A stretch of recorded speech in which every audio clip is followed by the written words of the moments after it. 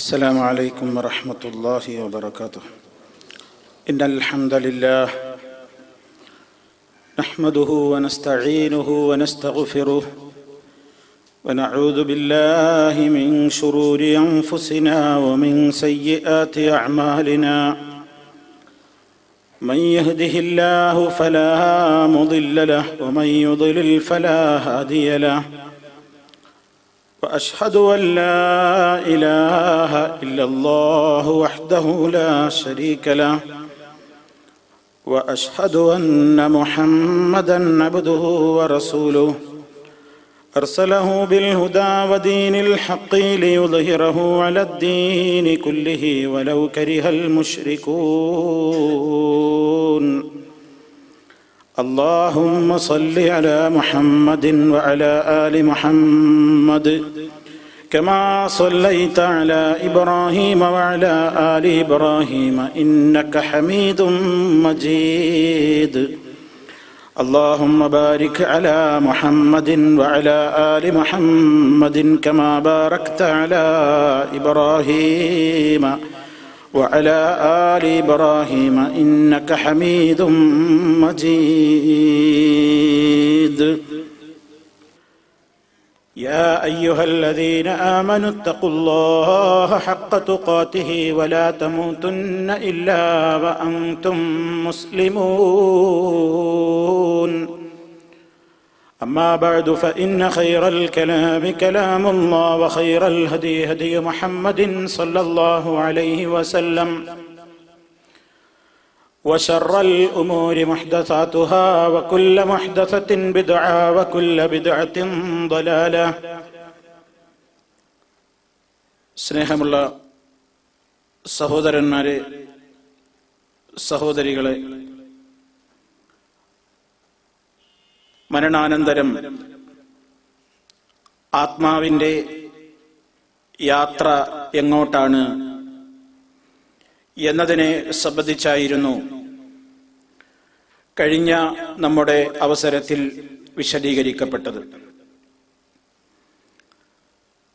മരണപ്പെട്ടയാളുടെ ഭൗതികമായ ശരീരം അതിൻ്റെ യാത്ര ഖബറിലേക്കാണ്. എന്നാൽ അതിൻ്റെ മുന്നോടിയായി മരണം നടന്നു എന്നുറപ്പായി കഴിഞ്ഞാൽ മരണശേഷമുള്ള ചില കർമ്മങ്ങൾ അഥവാ മരണശേഷ ക്രിയകൾ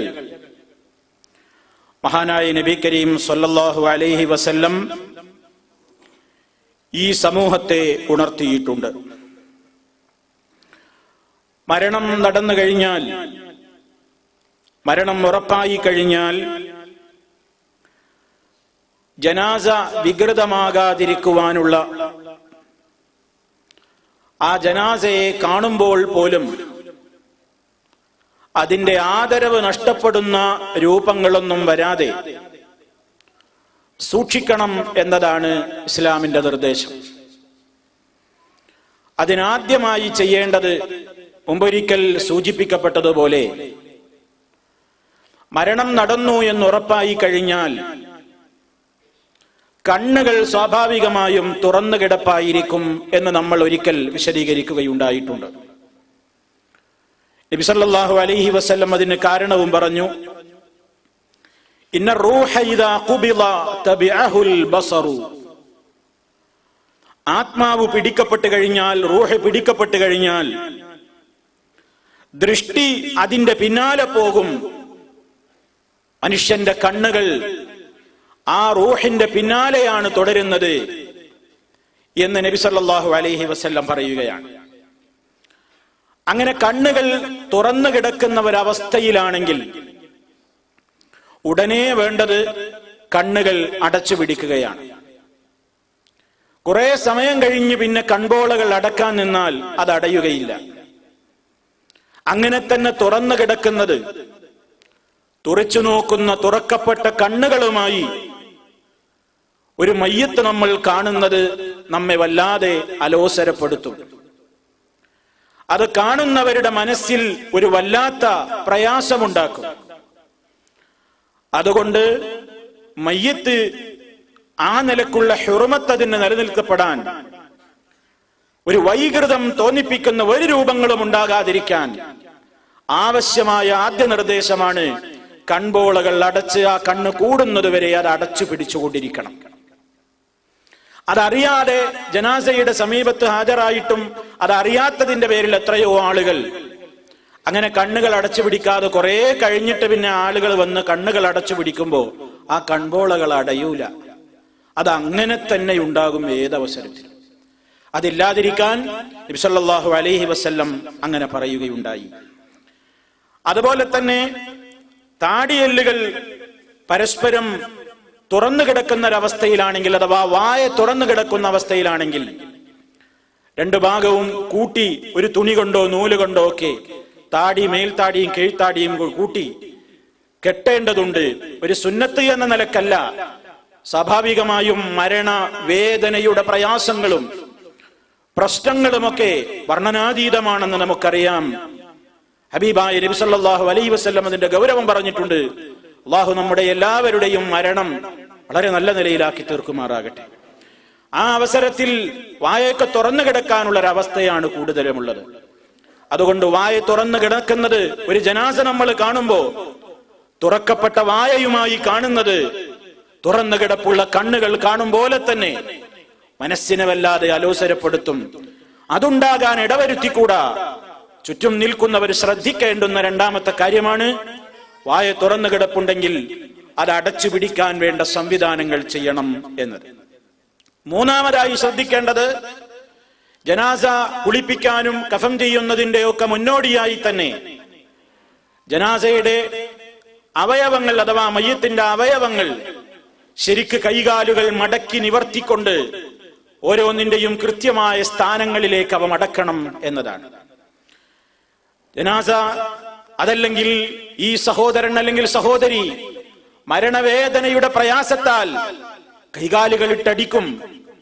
കൈകാലുകൾ വളരെ പ്രതിസന്ധിയും അതുപോലെ തന്നെ കൂട്ടിപ്പിരിച്ചലുകളും പല രൂപത്തിലുള്ള പല പ്രയാസങ്ങളും പലപ്പോഴും ഉണ്ടായിട്ടുണ്ടാകാം.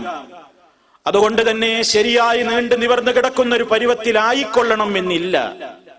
ഒരുപക്ഷെ കൈ മടക്കി പിടിച്ച് കാലുകൾ മുട്ടുകുത്തി, അതല്ലെങ്കിൽ ആ രൂപത്തിലൊക്കെ ഒരു പ്രത്യേകമായ അവസ്ഥയിലാണെങ്കിൽ ബോഡി ശരിയായ നിലക്ക് നീണ്ടു നിവർത്തി കിടത്താൻ വേണ്ടിയുള്ള സംവിധാനങ്ങൾ ചെയ്യേണ്ടതുണ്ട്.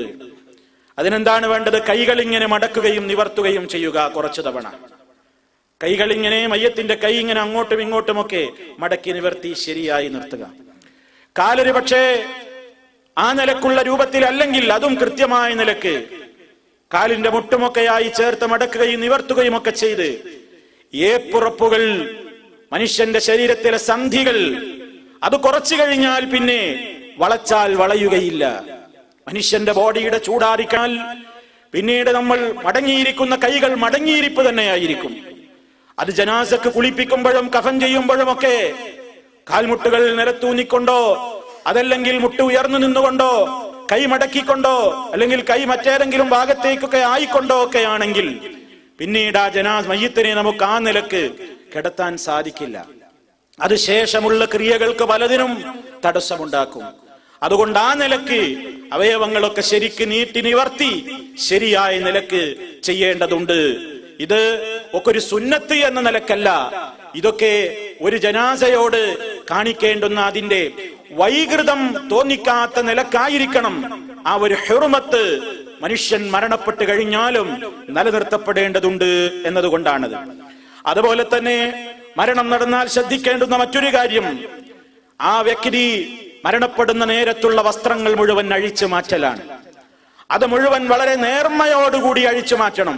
വളരെ സ്പീഡിൽ പെട്ടെന്ന് അഴിച്ചു നീക്കലല്ല, വളരെ ശ്രദ്ധയോടുകൂടി ഒരു ജീവനുള്ള മനുഷ്യനോടാണ് ചെയ്യുന്നതെന്ന പരുവത്തിൽ ആ നിലയ്ക്ക് വളരെ നല്ല നിലയ്ക്ക് ആ ഹുർമത്ത് നിലനിർത്തിക്കൊണ്ട് ആ വസ്ത്രം ഊരിയെടുക്കുകയും പിന്നീട് ശരീരം മുഴുവൻ മൂടുന്ന ഒരു വസ്ത്രം കൊണ്ട് മൂടുകയുമാണ് ചെയ്യേണ്ടത്. മഹാനായ നബി സല്ലല്ലാഹു അലൈഹി വസല്ലം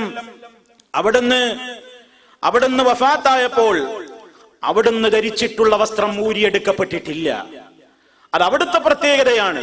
അവിടുത്തെ ഔറത്ത് കാണുകയോ, ഒരിക്കൽ നമ്മൾ വിശദീകരിച്ചിട്ടുണ്ട്, കുളിപ്പിക്കുന്ന നേരത്ത് പോലും അവിടുത്തെ വസ്ത്രത്തിലായിക്കൊണ്ട് തന്നെയാണ് ഹബീബായ നബി തങ്ങളെ കുളിപ്പിച്ചിട്ടുള്ളത്.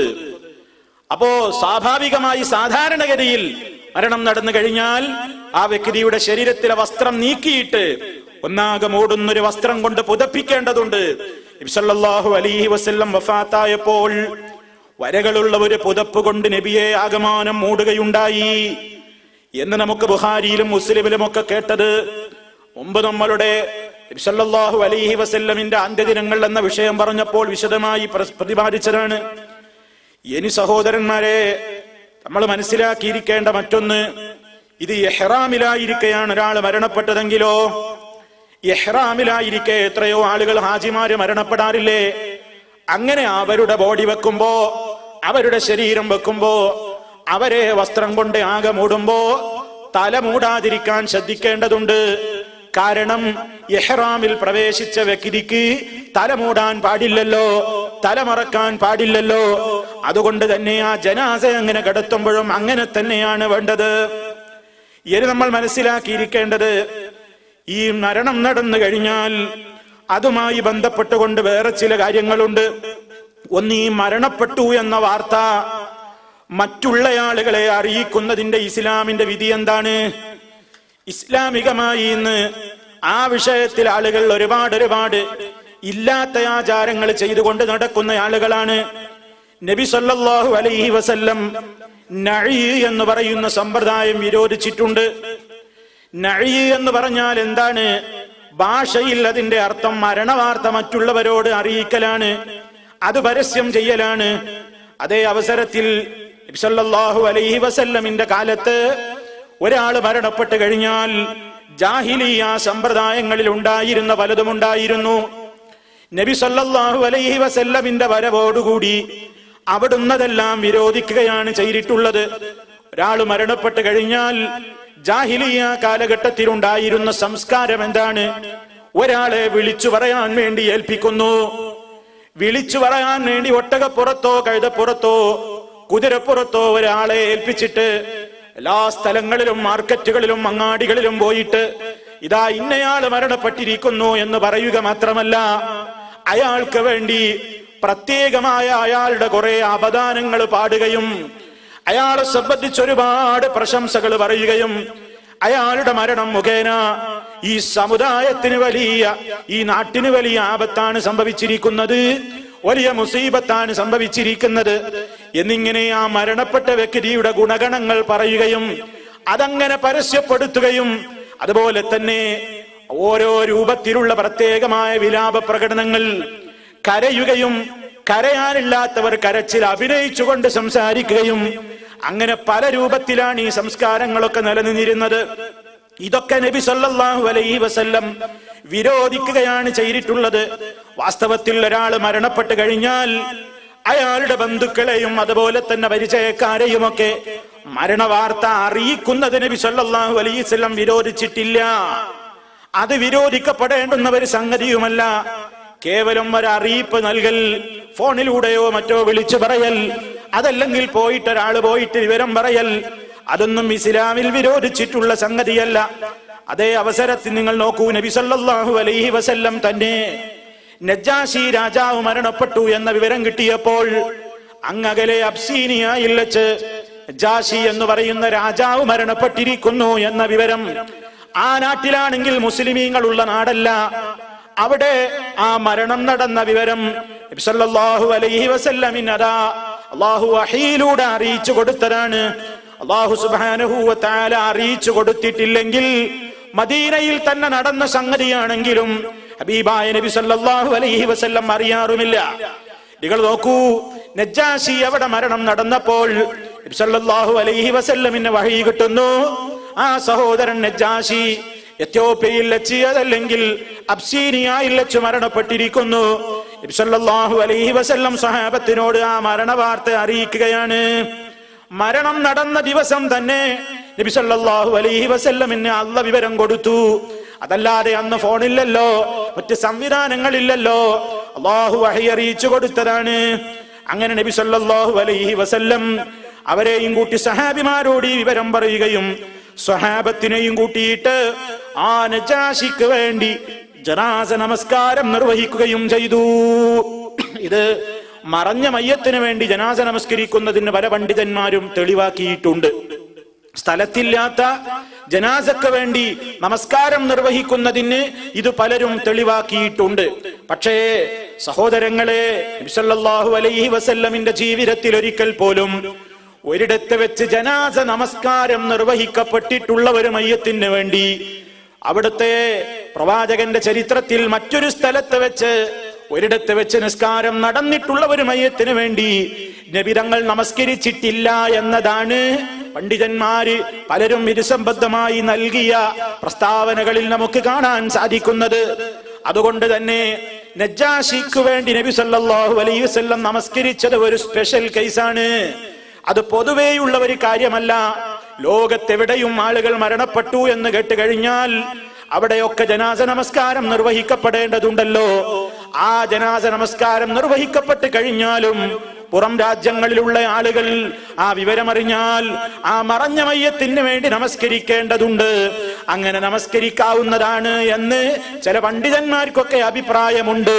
പക്ഷേ നബി സല്ലല്ലാഹു അലൈഹി വസല്ലമിന്റെ ചരിത്രത്തിൽ നിന്ന് ഞാൻ നേരത്തെ പറഞ്ഞതുപോലെ നജ്ജാശിക്ക് വേണ്ടി അവിടെ ഒരു നമസ്കാരം നിർവഹിക്കപ്പെട്ടിട്ടില്ലാത്തത് കൊണ്ട് ഇവിടെ നബി തങ്ങൾക്ക് പ്രത്യേകമായി അറിയിപ്പ് കിട്ടുകയും സഹാബത്തിനെയും കൂട്ടി നമസ്കരിക്കുകയും ചെയ്തതാണ് എന്നഭിപ്രായപ്പെട്ടിട്ടുള്ള പണ്ഡിതന്മാരുണ്ട്. അഭിപ്രായ വ്യത്യാസമുള്ള ഒരു വിഷയമായതുകൊണ്ട് സൂചിപ്പിച്ചു എന്ന് മാത്രം. ഇനി സഹോദരങ്ങളെ, നബി സല്ലല്ലാഹു അലൈഹി വസല്ലം തന്നെ അതാ നേരത്തെ ഞാൻ സൂചിപ്പിച്ചതുപോലെ മദീന പള്ളി അടിച്ചു വാരിയിരുന്ന, മദീനത്തെ മസ്ജിദ് അടിച്ചു വാരി വൃത്തിയാക്കിയിരുന്ന ഒരു സഹോദരി ഉണ്ടായിരുന്നു.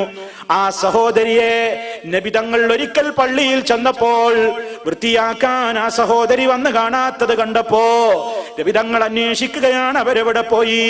അപ്പോഴാണ് സഹാബത്ത് പറയുന്നത്, മാത്തത്ത്, അവർ മരിച്ചുപോയി നബിയെ, അവരിന്നലെ മരണപ്പെട്ടു. ആ സമയത്തതാ നബി സല്ലല്ലാഹു അലൈഹി വസല്ലം ചോദിക്കുകയാണ്, അഫലാ കുൻതും ആദൻതുമുനി, നിങ്ങൾ എന്തുകൊണ്ട് എന്നോട് വിവരം പറഞ്ഞില്ല?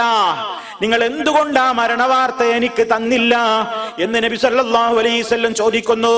അപ്പൊ അതിൽ നിന്ന് ഒരാൾ മരണപ്പെട്ട് കഴിഞ്ഞാൽ അയാളുമായി ബന്ധമുള്ള ആളുകളോട്, അതുപോലെ തന്നെ ആ രൂപത്തിൽ ബന്ധപ്പെടാവുന്ന ആളുകൾക്ക് ആ മരണവാർത്ത അറിയിക്കുന്നത് തെറ്റായ സംഗതിയല്ല. ആ മരണവാർത്ത അവരോട് പറയുന്നതും തെറ്റായ സംഗതിയല്ല.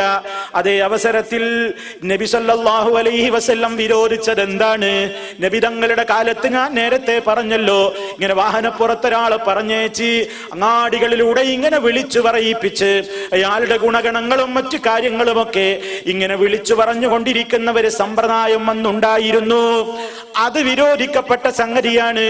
ഇന്നും അതാ നാടുകളിലൊക്കെ മരണം നടന്നു കഴിഞ്ഞാൽ ഇന്നതൊരു ആചാരമായി മാറിക്കൊണ്ടിരിക്കുകയാണ്.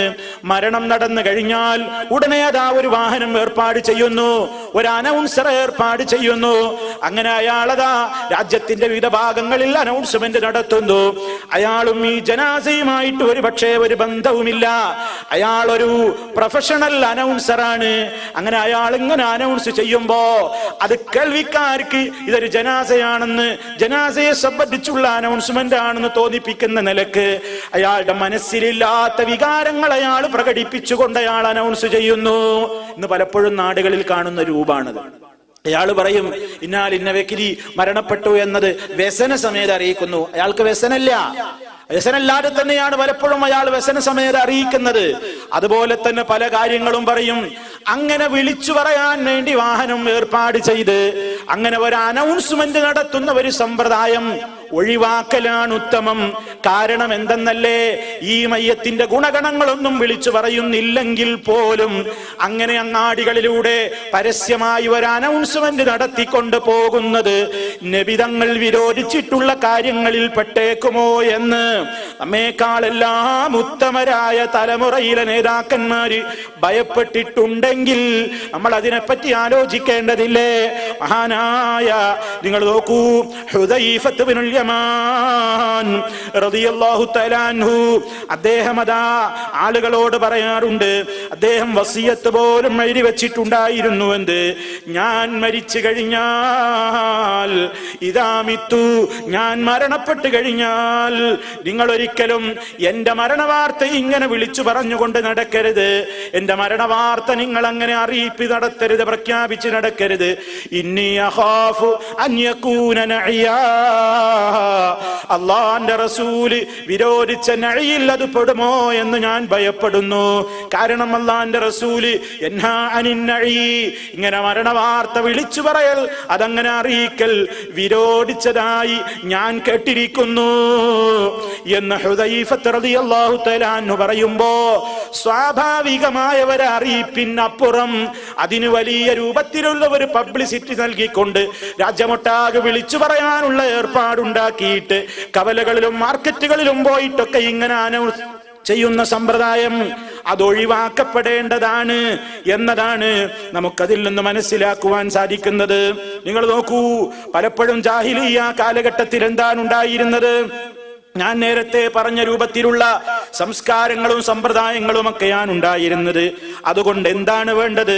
മരണം നടന്നു എന്ന വാർത്ത ബന്ധുക്കളെയോ മറ്റോ ഒക്കെ മറ്റുള്ള സംവിധാനങ്ങളിലൂടെയൊക്കെ അറിയിക്കുകയും അതേ അവസരത്തിൽ ഇങ്ങനെ ശബ്ദമുയർത്തിയിട്ടൊരു അനൗൺസ്മെന്റ് ഏർപ്പാടാക്കിയിട്ട് മാർക്കറ്റുകളിലൂടെ റോഡുകളിലൂടെ ഇങ്ങനെ പരസ്യം ചെയ്തു പോകുന്ന സമ്പ്രദായം ജാഹിലിയ്യ നഈനോട്, ജാഹിലിയ്യ മരണവാർത്ത അറിയിക്കുന്ന സംസ്കാരത്തോട് സാദൃശ്യമുള്ളത് കൊണ്ട് അതൊഴിവാക്കലാണ് നല്ലത്, അതൊഴിവാക്കുകയാണ് വേണ്ടത് എന്നതാണ് പണ്ഡിതന്മാർ അതിനെ സംബന്ധിച്ചു പറയുന്നത്.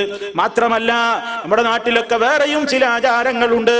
മരണവാർത്ത അറിയിക്കാൻ പലപ്പോഴും ബന്ധുക്കളുടെ വീടുകളിലേക്ക് ചില ആളുകളെ പറഞ്ഞേക്കണം എന്നൊരു അലിഖിതമായ നിയമങ്ങളുണ്ട്. വിവാഹ ബന്ധത്തിലൂടെയുണ്ടായ ബന്ധുക്കളുടെ വീട്ടിലേക്ക് ഇന്നയാളുടെ മരണം നടന്നിരിക്കുന്നു എന്നറിയിക്കാൻ സാധാരണ ഏതെങ്കിലും ആളുകളല്ല, അധകൃതരായ ഏതെങ്കിലും ചില ആളുകളെ, നമ്മുടെ നാട്ടിലുള്ള ചില ആളുകളെ, അമുസ്ലിമീങ്ങളായ ചില ആളുകളെയൊക്കെ ഏർപ്പാട് ചെയ്യുന്നു. മാത്രമല്ല, അവരത് പറയാൻ ആ വീട്ടിലേക്ക് എത്തിയാൽ അവർക്ക് കിട്ടേണ്ട ചില അവകാശങ്ങളുണ്ട് പോലും. വെള്ളത്തുണി കിട്ടണം പോലും, വെറ്റില കിട്ടണം പോലും, അടക്ക കിട്ടണം പോലും. അങ്ങനെയൊക്കെയുള്ള ചില സംസ്കാരങ്ങൾ ഇങ്ങനെ മരിച്ചത് വിളിച്ച്, മരിച്ചത് പറയാൻ വേണ്ടി, പോകാൻ വേണ്ടി ചില നാടുകളിലൊക്കെ ചില പ്രത്യേകമായ ആളുകൾ പോലുമുള്ള അവസ്ഥയൊക്കെ നാട്ടിൻപുറങ്ങളിൽ കാണാറുണ്ട്. അതൊക്കെയും ഇസ്ലാമികമായ നിലയ്ക്ക് പലരും ഉണ്ടാക്കി തീർത്തിട്ടുള്ള അനാചാരങ്ങളാണെന്ന് നമ്മൾ ഈ സന്ദർഭത്തിൽ ഉണർത്തുകയാണ്. ഇനി സഹോദരന്മാരെ, അപ്പൊ അതിന്റെ കാര്യം അങ്ങനെയാണ്. എന്താ അപ്പൊ വേണ്ടത്? ഇങ്ങനെ അനൗൺസ്മെന്റ് സംഘടിപ്പിക്കാതിരിക്കലാണ് നല്ലത്. നമ്മൾ അത്ര മനസ്സിലാക്കിയാൽ മതി. അങ്ങനെ ഉണ്ടല്ലോ, അതൊരു വലിയ കാര്യമായിട്ടാണ്. അത് ചെയ്തിട്ടില്ലെങ്കിൽ നമ്മുടെ നാട്ടിൽ ഇങ്ങനെ ഒരു ആചാരം ഉണ്ടാവല്. ഒരാളത് വിളിച്ചു പറഞ്ഞിട്ടില്ലെങ്കിൽ പറയും, കണ്ടോ അവന്റെ ബാപ്പ മരിച്ചിട്ട്, അല്ലെങ്കിൽ ഉമ്മ മരിച്ചിട്ട്, അല്ലെങ്കിൽ ബന്ധുക്കൾ മരിച്ചിട്ട് ഒരു ജീപ്പ് വിളിച്ചിട്ട് അനൗൺസ്മെന്റ് നടത്താൻ അവൻ തയ്യാറായില്ല, അക്കാശെങ്കിലും പോകുമോ എന്നുള്ള പിശുക്കനാണവൻ എന്നുവരെ ആളുകൾ പിന്നെ പറയാൻ തുടങ്ങും. ഇതൊക്കെ സഹോദരങ്ങളെ, ഇത് അവനവന്റെ ബന്ധുക്കളെയും മറ്റു ആളുകളെയും ഒക്കെ പെട്ടെന്ന് വിവരം അറിയിക്കാനുള്ള സംവിധാനങ്ങളൊക്കെ ഉള്ള ഈ കാലത്ത് പ്രത്യേകിച്ചും ഇങ്ങനെ ഒരു ആചാരം നമ്മൾ നടപ്പിലാക്കേണ്ടതില്ല. ആളുകൾ അതിന് കാരണം പറയുന്നത് എന്താണ്? ഒരുപാട് ആളുകൾ നമസ്കരിക്കാനും അതുപോലെ തന്നെ ജനാസയിലൊക്കെ പങ്കെടുക്കൂലേ? ഇതേ ന്യായമെന്തേ അഷ്റഫുൽ ഖൽഖ് സല്ലല്ലാഹു അലൈഹി വസല്ലമിന് അറിഞ്ഞൂടെ? സഹാബിമാർക്ക് അറിഞ്ഞൂടെ? അവർക്ക് ആർക്കും ഇത് മനസ്സിലായിട്ടില്ലെന്ന് വരുമോ? ഒരിക്കലും അങ്ങനെ ചിന്തിക്കാൻ പോലും നമുക്ക് പാടില്ലല്ലോ. നന്മയുടെ എല്ലാ വശങ്ങളും ഈ ലോകത്തിന്റെ മുമ്പിൽ പഠിപ്പിച്ചുകൊണ്ടല്ലേ ഹബീബായ നബി സല്ലല്ലാഹു അലൈഹി വസല്ലമും ആ നബി തങ്ങളെ തുടർന്ന് ജീവിച്ചിട്ടുള്ള സ്വഹാബത്തും അവരെ തുടർന്ന് ജീവിച്ചിട്ടുള്ള താബീങ്ങളും ഒക്കെ ഉത്തമരായ തലമുറ കഴിഞ്ഞു പോയത്. അവർക്കൊന്നുമില്ലാത്ത ഒരു ഉദ്ദേശശുദ്ധി നമുക്കുണ്ടെന്ന് വരുത്തിയിട്ട് ചില ജാഹിലിയ സംസ്കാരങ്ങളോട് സാദൃശ്യമാകുന്ന നിലക്കുള്ള സമ്പ്രദായങ്ങൾ സ്വീകരിക്കാതിരിക്കലല്ലേ പ്രിയപ്പെട്ടവരെ നമുക്ക് കരണീയമായിട്ടുള്ളത് എന്ന് ഈ സന്ദർഭത്തിൽ ഉണർത്തുകയാണ്. ഇനി സഹോദരന്മാരെ, മയ്യത്ത് ഈ ജനാസയുടെ അരികിൽ പിന്നെ ആളുകൾ ഇങ്ങനെ വന്നുകൊണ്ടിരിക്കും. ജനാസ ഇങ്ങനെ പൊതുദർശനത്തിന് വെക്കലും അതുപോലെ തന്നെ അതുകൊണ്ട് ഇങ്ങനെ ഊരു ചുറ്റി നടക്കലുമൊക്കെ ഇന്ന് നാടുകളിൽ കാണുന്ന ഒരു സമ്പ്രദായമാണ്. ജനാസ അതാദരിക്കപ്പെടേണ്ടതാണ്. അത് കൃത്യമായി തന്നെ അത് കാണാൻ നമുക്ക് അനുവാദമുണ്ട്. അതുപോലെ തന്നെ ആവശ്യമെന്ന് തോന്നുന്നുവെങ്കിൽ, അനുവദിക്കപ്പെട്ടവരാണെങ്കിൽ അവർക്ക് ജനാസ മയ്യത്തിന്റെ മുഖത്ത് ചുംബനമർപ്പിക്കാവുന്നതുമാണ്. മഹാനായ നബി സല്ലല്ലാഹു അലൈഹി വസല്ലം തന്നെയും നമുക്കത് മാതൃക കാണിച്ചു തന്നതാണ്. ഉസ്മാൻ ഇബ്നു മദ്ഊൻ റളിയല്ലാഹു തആല അൻഹു എന്ന സ്വഹാബി വഫാത്തായ നേരത്ത് നബി സല്ലല്ലാഹു അലൈഹി വസല്ലം ആ ജനാസക്കരികിലേക്ക് കടന്നു ചെല്ലുകയാണ്.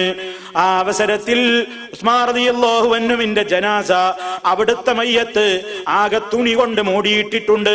ഫകശഫ അൻ വജ്ഹിഹി, ആ മയ്യത്തിന്റെ മുഖത്ത് നിന്ന് തുണി അങ്ങ് നീക്കി പിടിച്ചിട്ട് അതാ നബി സല്ലല്ലാഹു അലൈഹി വസല്ലം അങ്ങനെ ആ മയ്യത്തിന്റെ മുഖത്ത് ഫഖബ്ബലഹു, ചുംബനമർപ്പിക്കുന്നു. വബകാ, അവിടുന്ന് കരയുകയാണ്. ഹത്താ റഅയ്തു ദുമുഅ തസീലു അലാ വജനതൈ, നബി തങ്ങളുടെ ശറഫാക്കപ്പെട്ട കവിൾത്തടത്തിലൂടെ കണ്ണുനീരൊലിക്കുന്നത് ഞാൻ കാണുകയുണ്ടായി എന്ന് ആയിഷ റളിയല്ലാഹു തആല അൻഹ റിപ്പോർട്ട് ചെയ്യുന്നു. അപ്പോ കരയുക അത് സ്വാഭാവികമാണ്. വേദനയുണ്ടാകുമ്പോ കരയും, മാനസികമായി വേദനിക്കുമ്പോഴും നന്നായി കരയും. പക്ഷേ പറയാൻ പാടില്ലാത്തത് പറഞ്ഞു പോകരുത്, ആർത്തട്ടഹസിക്കരുത്, മറത്തടിക്കരുത്. കഴിഞ്ഞ ക്ലാസ്സിൽ നമ്മൾ വിശദീകരിച്ചതുപോലെ ജാഹിലിയ നിയാഹത്തിൽ പെടുന്ന ഒരു നിലക്കുള്ള സംസ്കാരങ്ങളും ഉണ്ടാകാത്ത നിലക്ക്, ആ നിലക്ക് അവനവന്റെ ദുഃഖം മനസ്സിലടക്കി പിടിച്ചുകൊണ്ട് കണ്ണുനീരൊഴുകുന്നുവെങ്കിൽ അതൊരു തെറ്റല്ല. അങ്ങനെ മുഖം തുറന്ന് കാണുകയും ചുംബനമർപ്പിക്കുകയും ചെയ്യാവുന്നതാണ്. നബി തങ്ങൾ തന്നെ ചെയ്തിട്ടുണ്ട്. ഇനി ഹബീബായ നബി സല്ലല്ലാഹു അലൈഹി വസല്ലം വഫാത്തായ വിവരം അബൂബക്കർ സിദ്ദീഖ് റളിയല്ലാഹു തആല അൻഹു അറിഞ്ഞപ്പോ, സിദ്ദീഖുൽ അക്ബർ റളിയല്ലാഹു അൻഹു റസൂൽ സല്ലല്ലാഹു അലൈഹി വസല്ലം വഫാത്താകുമ്പോ സ്ഥലത്തില്ലല്ലോ. പ്രിയപ്പെട്ടവരെ, നമ്മളൊരു കാര്യം മനസ്സിലാക്കണം. ചിലരൊക്കെ പറയാറുണ്ട്, ഒരാൾ മരണപ്പെടുമ്പോ അയാളോട് ഏറ്റവും ബന്ധമുള്ള ആളുകൾ മരണനേരത്തെ അവിടെ ഉണ്ടായിരിക്കും. ഇനി ഇതുവരെ അവിടെ ഉണ്ടായിട്ട് മരണത്തിന്റെ നേരത്തെ മാത്രം ഒരാൾ പുറത്തായി പോയെങ്കിൽ അതിന്റെ പേരിൽ വിമർശിക്കപ്പെടാറില്ലേ? സ്നേഹമില്ലാത്തത് കൊണ്ടാണെന്ന് പറയാറില്ലേ? ബഹുമാനമില്ലാത്തത് കൊണ്ട് പറയാറില്ലേ? കുരുത്തക്കേടാണെന്നൊക്കെ പല നാട്ടിൻപുറങ്ങളിലും പറയാറില്ലേ? പ്രിയപ്പെട്ടവരെ, എങ്കിൽ നിങ്ങൾ നോക്കൂ, മഹാനായ നബി സല്ലല്ലാഹു അലൈഹി വസല്ലമിന് അതാ അവിടുത്തെ ഉമ്മത്തിൽ ഏറ്റവും ഇഷ്ടപ്പെട്ടയാളല്ലേ അബൂബക്കർ സിദ്ദീഖ് റളിയല്ലാഹു അൻഹു. അവിടുന്ന് രോഗിയായി കിടക്കുമ്പോഴും ഏതവസരത്തിലും രോഗസന്ദർശനത്തിന് വന്നിരുന്നയാളല്ലേ? സ്വന്തം മകളുടെ പുതിയാപ്പിള കൂടിയല്ലേ? ആ നിലക്കഥ അബൂബക്കർ സിദ്ദീഖ് റളിയല്ലാഹു തആല അൻഹുവും അല്ലാഹുവിന്റെ റസൂലുമായിട്ടുള്ള ബന്ധം നമ്മൾ വിശദീകരിക്കേണ്ടതില്ലല്ലോ.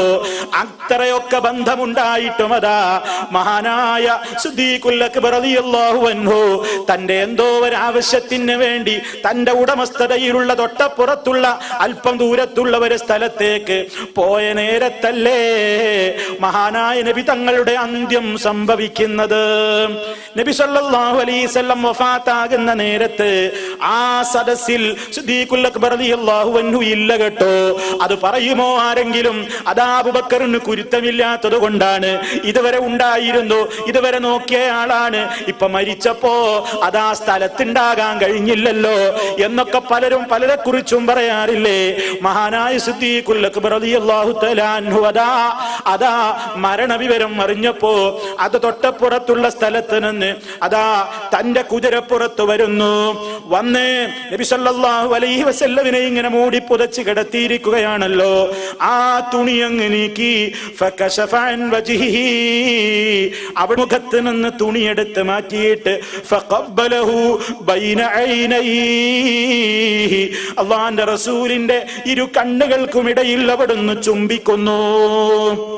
സുമ്മ ബക്കാ, പിന്നീട് സിദ്ദീഖ് അക്ബർ റളിയല്ലാഹു തആല അൻഹു കരയുന്നു. എന്നിട്ടതാ അദ്ദേഹം അതാ സാന്ദർഭികമായിട്ടൊരു വർത്തമാനം പറയുകയാണ്. ബിഅബീ അൻത വ ഉമ്മി യാ നബിയല്ലാഹ് ലാ യജ്മഉല്ലാഹു അലൈക മൗതതൈനി അമ്മൽ മൗതതുല്ലതി അലൈക ഫഖദ് മുത്തഹാ. സമാനമായ റിപ്പോർട്ടുകളിൽ വേറെയും വാചകങ്ങൾ കാണാൻ സാധിക്കും. ഈ അർത്ഥത്തിലുള്ള വാചകങ്ങൾ തന്നെ. എന്താണ് സിദ്ദീഖുൽ അക്ബർ റളിയല്ലാഹു തആല അൻഹു പറയുന്നത്?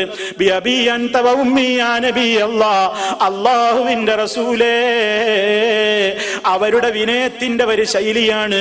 ഉമ്മയെ താങ്കൾക്ക് സമർപ്പിക്കാൻ ഞാൻ തയ്യാറാണ്, ഉപ്പയെ താങ്കൾക്ക് സമർപ്പിക്കാൻ തയ്യാറാണ് എന്ന് പറഞ്ഞാൽ നബി സല്ലല്ലാഹു അലൈഹി വസല്ലമിനോട് ജീവിതകാലത്ത് അവർ വളരെ വിനയത്തോടുകൂടി സംസാരിക്കുന്ന ഒരു ശൈലിയാണത്.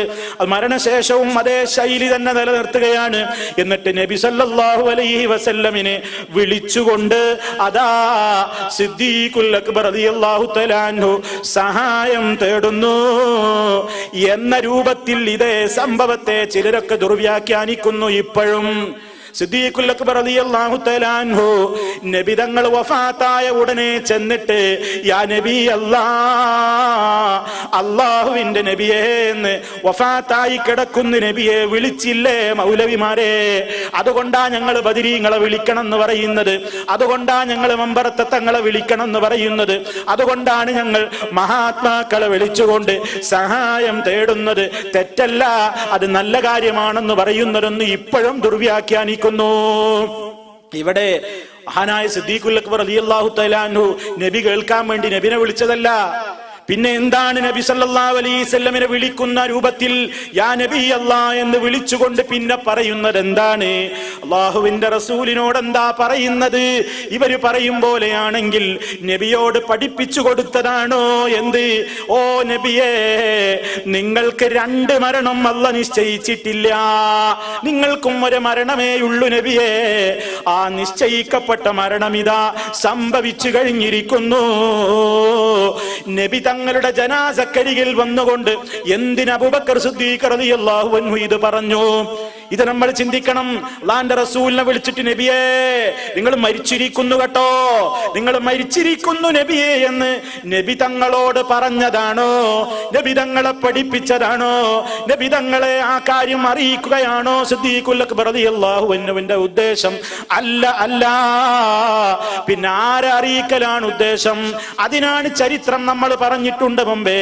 നബി തങ്ങൾ വഫാത്തായി എന്ന വിവരം കേട്ടപ്പോഴേക്ക് അതാ ഉമർ ഖത്താബ് റളിയല്ലാഹു അൻഹു അടക്കമുള്ള പലരും അതാ എതിർത്ത് നിൽക്കുകയായി. മരിച്ചു എന്ന് പറയുന്നവരുടെ മുഖത്ത് നോക്കിയിട്ട് പറയുന്നു, മിണ്ടിപ്പോകരുത്. ഈ ഉറയിൽ നിന്ന് ഉമർ വാളൂരിയാൽ അത് ഉപയോഗിക്കാതെ ഉറയിലേക്ക് മടങ്ങില്ല. നേതാവ് മരിച്ചു എന്ന് പറഞ്ഞു പോകരുത്. മരിച്ചിട്ടില്ല, എന്റെ നേതാവ് മരിച്ചിട്ടില്ല, മുഹമ്മദ് നബി മരിച്ചിട്ടില്ല, അല്ലാഹുവിന്റെ റസൂൽ വഫാത്തായിട്ടില്ല, ഞാൻ സമ്മതിക്കില്ല എന്നും പറഞ്ഞുകൊണ്ട് തുള്ളുകയാണ് ഉമർ ഖത്താബ് റളിയല്ലാഹു അൻഹു അടക്കമുള്ള പലരുമുണ്ട്. ആ വിവരം അബൂബക്കർ സിദ്ദീഖ് റളിയല്ലാഹു അൻഹു അറിഞ്ഞിട്ടാണ് വരുന്നത്. വന്നിട്ട് ഈ സംഭവം കഴിഞ്ഞ് ഉമർ റളിയല്ലാഹു അൻഹുവിന്റെ അടുത്തേക്ക് പോയിട്ടുണ്ട്. അടങ്ങ് ഉമറേ, അരുത്, ഈ അരുതായ്മയുടെ വർത്തമാനങ്ങൾ പറയരുത്. അപ്പോഴും സത്യം ചെയ്തുകൊണ്ട് ഉമർ റളിയല്ലാഹു അൻഹു പറയുന്നുണ്ട്, വല്ലാഹ് മാമാത റസൂലുള്ളാഹി, അള്ളാഹനെ തന്നെയാണ് സത്യം, അള്ളാഹിന്റെ റസൂല് മരിച്ചിട്ടില്ല, ഞാൻ സമ്മതിക്കില്ല എന്നും പറഞ്ഞ് വളരെയേറെ പ്രതിസന്ധിയും പ്രയാസവും അതുപോലെ തന്നെ ബഹളവും സൃഷ്ടിച്ചുകൊണ്ട് നിൽക്കുകയാണ് ഉമർ ഖത്താബ് റളിയല്ലാഹു അൻഹു. ആ നേരത്താണ് നബി തങ്ങളുടെ ആസനാജക്ക് സമീപത്ത് വന്നുകൊണ്ട് അബൂബക്കർ സിദ്ദീഖ് റളിയല്ലാഹു അൻഹു പറയുന്നത് എന്ത്? അല്ലാഹു നിങ്ങൾക്ക് നിശ്ചയിച്ചിട്ടുള്ള മരണം സംഭവിച്ചു കഴിഞ്ഞിരിക്കുന്നു. നബിതങ്ങളോട് പറയുന്നത് പോലെ പറയുന്ന ശൈലി നബിതങ്ങളോടാണെങ്കിലും ഉദ്ദേശം മറ്റുള്ളവരെ പഠിപ്പിക്കലാണ്, ഉമർ റളിയല്ലാഹു അൻഹു അടക്കമുള്ളവരെ ബോധ്യപ്പെടുത്തലാണ്. അങ്ങനെ ധാരാളം സംഭവങ്ങളില്ലേ? അങ്ങനെ ധാരാളം സംഭവങ്ങളില്ലേ. പറയുന്നത് ഒരാളോടുള്ള ശൈലിയിൽ പറയും. ഉദ്ദേശം അയാൾ പഠിപ്പിക്കലല്ല, അയാളെ കേൾപ്പിക്കലല്ല, മറ്റുള്ളവരെ അറിയിക്കലാണ്. നിങ്ങൾ നോക്കൂ, ഉമർ ഖത്താബ് റളിയല്ലാഹു അൻഹുവിന്റെ തന്നെ ജീവിതത്തിൽ നടന്ന മറ്റൊരു കാര്യം. അവിടുന്നതാ കഅബ തവാഫ് ചെയ്യുന്ന നേരത്തെ ഹജറുൽ അസ്വദിനെ ചുംബിച്ചുകൊണ്ട് പറയുന്നു. ചുറ്റുഭാഗത്തും കൂടി നിൽക്കുന്നുണ്ട് ഒരുപാട് ആളുകൾ. ഹജറുൽ അസ്വദിനെ ചുംബിച്ചുകൊണ്ട് ഉമർ ഖത്താബ് റളിയല്ലാഹു അൻഹു പറഞ്ഞൊരു വാക്കുണ്ട്, ഓ കല്ലേ, നീ വെറും ഒരു കല്ലാണെന്ന് എനിക്കറിയാം. ഇന്നക്കി, നിശ്ചയമായും നീ ലാ തദുറു വലാ തൻഫഉ, നീ ഒരു ഉപകാരവും ചെയ്യാൻ നിനക്ക് സാധ്യമല്ല, ഉപദ്രവിക്കാനും സാധ്യമല്ലാത്ത കല്ലാണ് നീ എന്ന് എനിക്കറിയാം. പിന്നെ ഞാൻ എന്തിനാ നിന്നെ മുത്തമിട്ടത്? ഞാൻ എന്തിനാ പിന്നെ നിനക്ക് ചുംബനമർപ്പിച്ചത്?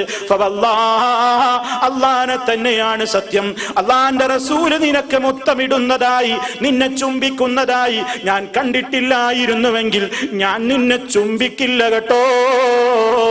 ഇത് ഉമർ ഖത്താബ് റളിയല്ലാഹു അൻഹു കല്ലിനോട് സംസാരിക്കും പോലെ സംസാരിച്ചതെന്തിനാണ്? കല്ലിനെ പഠിപ്പിക്കാനാണോ? കല്ലുകൾക്കും എന്ന നിലക്കാണോ? അല്ലല്ലോ, മറിച്ച് ചുറ്റുഭാഗത്തും അവിടുത്തിന്റെ കൂടെ തവാഫിന് പങ്കെടുത്ത മറ്റുള്ള ആളുകളോട് പഠിപ്പിച്ചു കൊടുക്കുന്നു. ചുംബനം അർപ്പിക്കുന്നത്, മുത്തമിടുന്നത്, വന്ദിക്കുന്നത് ഈ കല്ലുകൊണ്ട് ഉപകാരവും ഉപദ്രവവും കിട്ടും എന്ന നിലക്കല്ല. അല്ലാഹുവിന്റെ റസൂല് ചെയ്ത ഒരു സുന്നത്തിനെ സ്നേഹിച്ചുകൊണ്ട് ആ കാര്യം എന്ന നിലക്കാണ് ചെയ്യുന്നത്. കണ്ടോ, ഒരാശയം അവിടെ പഠിപ്പിക്കുകയാണ്, ഒരാശയം അവിടെ പഠിപ്പിക്കുകയാണ്. സംബോധന ഒരാളോട്, ഉദ്ദേശം മറ്റുള്ളവരെ. ഇതാണിവിടെ അബൂബക്കർ സിദ്ദീഖ് റളിയല്ലാഹു അൻഹു ചെയ്യുന്നത്. എന്തിനാ ഞാനിതിങ്ങനെ വിശദീകരിക്കുന്നത് അറിയോ? പലപ്പോഴും മുസ്ലിയാക്കന്മാര് വലിയ കാര്യമായിട്ട് പറയുന്ന തെളിവാ. അല്ലാഹുവിന്റെ റസൂലിന്റെ വഫാത്തിന് ശേഷം നബി തങ്ങളെ വിളിച്ച് സഹായം തേടാൻ തെളിവുണ്ടോ എന്ന് ചോദിച്ചാൽ അബൂബക്കർ സിദ്ദീഖ് റളിയല്ലാഹു അൻഹു അതാ റസൂലുള്ളാഹിയുടെ മരണം നടന്ന ഉടനെ നബി തങ്ങളെ വിളിച്ചിട്ടുണ്ട് മൗലവിമാരെ എന്നീ ഹദീസ് ഓതിക്കൊണ്ട് പറയാറുണ്ട്.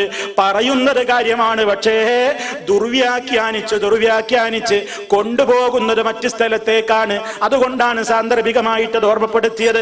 അപ്പൊ അബൂബക്കർ സിദ്ദീഖ് റളിയല്ലാഹു അൻഹു അവിടെ ആ കാര്യം പഠിപ്പിക്കുന്നത് നബിതങ്ങളെ പഠിപ്പിക്കാനല്ല, നബിതങ്ങളെ കേൾപ്പിക്കാനുമല്ല, ഉമർ റളിയല്ലാഹു അൻഹു അടക്കമുള്ള ചിലരെ പഠിപ്പിക്കാനാണ്. അങ്ങനെ പോയിട്ട് പറഞ്ഞു, ഇജ്ലിസ്, ഇരിക്കവിടെ, ഇരിക്ക്, ഇനിയും ബോധ്യമായിട്ടില്ലേ? ഇനിയും ബോധ്യമായില്ലേ? അതാ അബൂബക്കർ സിദ്ദീഖ് റളിയല്ലാഹു തആല അൻഹു ഉമർ റളിയല്ലാഹു അൻഹുവിനെ അങ്ങ് മാറ്റി നിർത്തിയിട്ട് പ്രസംഗം തുടങ്ങുന്നു. ഓ ജനങ്ങളെ, ആരെങ്കിലും മുഹമ്മദുൻ സല്ലല്ലാഹു അലൈഹി വസല്ലമിനെയാണ് ഇതുവരെ ആരാധിച്ചിരുന്നതെങ്കിൽ ആ മുഹമ്മദ് നബി സല്ലല്ലാഹു അലൈഹി വസല്ലം മരണപ്പെട്ടിരിക്കുന്നു. അതല്ല, ആരെങ്കിലും അല്ലാഹനെയാണ് ആരാധിച്ചിരുന്നതെങ്കിൽ ആ റബ്ബ് മരിച്ചിട്ടില്ല കേട്ടോ, അവൻ എന്നും ജീവിച്ചിരിക്കുന്നവനാണ്, മരണം അവനില്ല. അബൂബക്കർ സിദ്ദീഖ് റളിയല്ലാഹു അൻഹു പ്രസംഗം നടത്തുന്നു, ആയത്തോതി പ്രസംഗിക്കുന്നു. ആയത്തോതി പ്രസംഗിക്കുകയാണ്. വമാ മുഹമ്മദുൻ ഇല്ലാ റസൂൽ ഖദ് ഖലത് മിൻ ഖബ്ലിഹി റുസുൽ അഫഇമ്മാത ഔ ഖുതിലൻ ഖലബതും അലാ അഖാബികും എന്ന് തുടങ്ങിയിട്ടുള്ള ആയത്തോതുമ്പോ ഉമർ ഖത്താബ് റളിയല്ലാഹു അൻഹു ആ കൂട്ടത്തിൽ ഈ പ്രസംഗം ശ്രദ്ധിച്ചുകൊണ്ട് നിൽക്കുകയാണ്. നിന്ന് വിറക്കുന്ന ഉമർ റളിയല്ലാഹു അൻഹു അതാ വാളുമായി കൊണ്ട്, വാള് കയ്യിൽ നിന്ന് വീണ് ഭൂമിയിലേക്ക് അങ്ങനെ ഇരുന്നു പോയി. എന്തേ കാരണം? മഹാനവറുകൾ പറയുന്നു, ഈ ആയത്ത് ഞാൻ ഇന്ന് കേൾക്കുന്നത് പോലെ എനിക്ക് തോന്നിപ്പോയി. കണ്ടോ, മരിച്ചു എന്ന് സമ്മതിച്ചു, മരിച്ചു എന്ന് ഉമർ റളിയല്ലാഹു അൻഹു സമ്മതിച്ചു. ഇത് ഞാൻ സാന്ദർഭികമായിട്ട് ഓർമ്മപ്പെടുത്തിയെന്ന് മാത്രം. എന്തിന്? ശിർക്കിലേക്ക് ജനങ്ങളെ കൊണ്ടുപോകാൻ വേണ്ടി പുരോഹിതന്മാർ ഈ സംഭവത്തെ വലിച്ചു നീട്ടിയിട്ട് നബി തങ്ങളെ വിളിച്ചില്ലേ മരണശേഷം അബൂബക്കർ സിദ്ദീഖ് റളിയല്ലാഹു അൻഹു എന്ന് പറഞ്ഞിട്ട് ഇതാ ഇപ്പോഴും വിളിപ്പിക്കുകയാണ്, അല്ലാഹുവിന്റെ റസൂലിനെ വിളിപ്പിക്കുകയാണ്. യാ റസൂലല്ലാഹ്, അല്ലാഹുവിന്റെ റസൂലേ, ഞങ്ങളെ അങ്ങ് കാണുന്നില്ലേ? ഞങ്ങളുടെ സദസ്സ് കാണുന്നില്ലേ? ഞങ്ങളുടെ മനസ്സ് കാണുന്നില്ല നബിയെ, സഹായിക്കണേ നബിയെ എന്നിങ്ങനെ മഹാനായ നബി സല്ലല്ലാഹു അലൈഹി വസല്ലമിനെ വിളിച്ചു പ്രാർത്ഥിക്കുകയാണ്. അതിന് തെളിവായിട്ട് ഈ സംഭവത്തെ പലരും വലിച്ചു നീട്ടുന്നത് കൊണ്ടാണ് ഒരൽപ്പം വിശദമായി സാന്ദർഭികമായി എന്റെ ശ്രോതാക്കളുടെ ശ്രദ്ധയിലേക്ക് ഈ കാര്യം ഉണർത്തിയത്. ഇനി സഹോദരന്മാരെ, അപ്പോ ഇങ്ങനെ ജനാസ തുറന്ന് കാണലും അതുപോലെ തന്നെ ആ അതിന്മേൽ ചുംബനമർപ്പിക്കലുമൊക്കെ അനുവദിക്കപ്പെട്ടതാണ് എന്ന് നമ്മൾ വിശദീകരിച്ചു കഴിഞ്ഞു. ഇനിയോ അവിടെ അങ്ങനെയുണ്ടല്ലോ, ഈ ആണും പെണ്ണുമൊക്കെ ഇടകലർന്നുകൊണ്ട് ഇങ്ങനെ ജനാസ കാണാൻ ഒരു സംവിധാനം ഒരുക്കൽ പാടില്ല. എവിടെയാണെങ്കിലും അത് പാടില്ല, അത് പാടില്ല. ഇങ്ങനെ ആണുങ്ങളുടെ ജനാസ പെണ്ണുങ്ങളും, പെണ്ണുങ്ങളുടെ ജനാസ ഇങ്ങനെ ആണുങ്ങളും, അങ്ങനെ കാണേണ്ട ഒരു കാര്യം, അങ്ങനെ പ്രോത്സാഹിപ്പിക്കപ്പെട്ട സംഗതിയെ ചരിത്രത്തിൽ കാണുന്നില്ല. അനുവദിക്കപ്പെട്ട ആളുകൾ കാണുക ആ രൂപത്തിൽ, അതൊരു കാണൽ ചടങ്ങാക്കി മാറ്റുകയാണ് പലരും. ചിലരൊക്കെ വിചാരിച്ച എന്താണ്, ജനാസ നബി സല്ലല്ലാഹു അലൈഹി വസല്ലം പറഞ്ഞത് തന്നെ എന്താണ്, നിങ്ങളൊരാളൊരു മുസ്ലിമിന് മറ്റൊരു മുസ്ലിമിനോടുള്ള കടമകൾ അത് നബി സല്ലല്ലാഹു അലൈഹി വസല്ലം എണ്ണുമ്പോൾ ഒരാള് രോഗിയായി കഴിഞ്ഞാൽ നിങ്ങൾ അയാളെ സന്ദർശിക്കണം. രോഗിയായാൽ സന്ദർശിക്കാൻ പറഞ്ഞ നബി സല്ലല്ലാഹു അലൈഹി വസല്ലം, ആ സഹോദരൻ മരണപ്പെട്ട് കഴിഞ്ഞാൽ നിങ്ങൾ അയാളുടെ ജനാസയെ പിന്തുടരണേ. ഏറ്റവും പ്രധാനം എന്താണ്? ജനാസ കാണലല്ല, ജനാസക്ക് വേണ്ടിയുള്ള പ്രാർത്ഥനയാണ്, ജനാസയെ അനുഗമിക്കലാണ്, ജനാസക്ക് വേണ്ടി നിസ്കരിക്കലാണ്, ജനാസക്ക് വേണ്ടി പ്രാർത്ഥിക്കലാണ്. അത് പലപ്പോഴും ആളുകൾ ഒഴിവാക്കി. ആളുകൾ ആകെ കാര്യം കൊടുക്കുന്നത് എന്താണ്? മരിച്ചിരിക്കുന്നു, മരണം നടന്ന വീട്ടിലൊന്ന് പോകും. അതും എന്തിനാ പോകുന്നത്? പലപ്പോഴും ചെന്നില്ലെങ്കിൽ, റിപ്പോർട്ടർമാരുടെ കണക്കിൽ പെട്ടില്ലെങ്കിലോ, ചെന്നില്ലെങ്കിൽ അത് തന്നെ ഇങ്ങനെ മുൻനിരയിലൊക്കെ ആകാൻ വേണ്ടി പലരും ശ്രദ്ധിക്കും. കാരണം എന്താ? നേതാവിന്റെ മരണവാർത്തയാകുമ്പോ പത്രങ്ങൾ ഫോട്ടോ ഒക്കെ പോസ്റ്റ് ചെയ്യുമല്ലോ, അപ്പൊ മുൻനിരയിൽ ഞാൻ ഉണ്ടാകണം. അങ്ങനെയൊക്കെ ദുരുദ്ദേശത്തിൽ പോകുന്നവരുമുണ്ട്. എല്ലാവരും അത്തരക്കാരാണെന്നല്ല ഈ പറയുന്നത്. നിയ്യത്ത് നന്നാക്കണമെന്നേ ഉദ്ദേശിച്ചിട്ടുള്ളൂ. പറയുന്നോണ്ട് ഉദ്ദേശം അതേ ഉള്ളൂ, നിയ്യത്ത് നന്നാക്കണം, പോകുന്നതിന്റെ നിയ്യത്ത് നന്നാക്കണം.